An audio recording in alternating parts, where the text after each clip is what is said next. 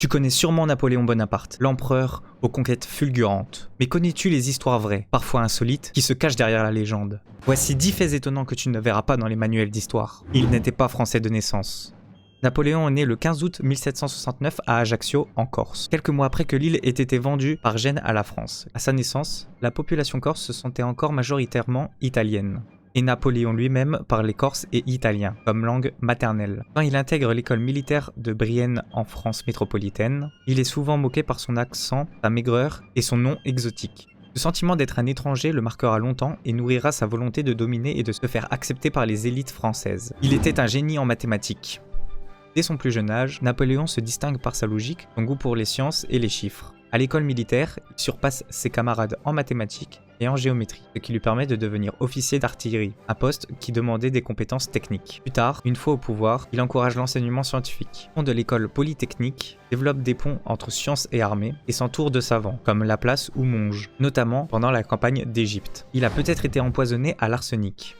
À sa mort en 1821, Napoléon est officiellement déclaré mort d'un cancer de l'estomac, une maladie dont souffrait aussi son père. Mais des tests modernes réalisés sur des cheveux de l'empereur, conservés par des proches, révèlent des niveaux anormaux d'arsenic, un poison lent et difficile à détecter à l'époque. L'hypothèse, il aurait été empoisonné lentement à Sainte-Hélène, soit par des ennemis, soit accidentellement à cause du papier peint de sa maison, saturé de pigments à base d'arsenic, un composant courant dans les teintures du 19e siècle. Il a écrit un roman à 17 ans.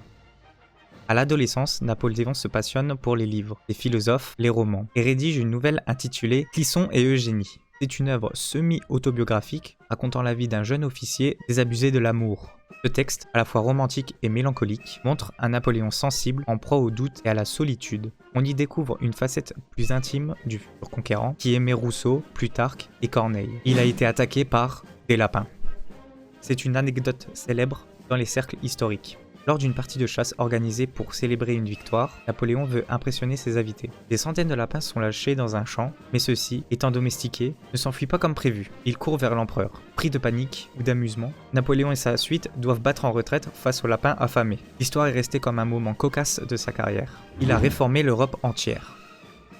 Napoléon ne s'est pas contenté de conquérir militairement, il a réorganisé l'administration, imposé le code civil, réformé les systèmes judiciaires et fiscaux, fondé des universités, hôpitaux, lycées et propagé ses idées dans tous les territoires, sous influence française. En Italie, Belgique, Suisse, Allemagne, Pologne, certaines lois napoléoniennes sont encore en vigueur aujourd'hui. Son modèle d'État centralisé, avec des préfets, des tribunaux modernes et une armée de conscription, a servi de base à de nombreux régimes européens.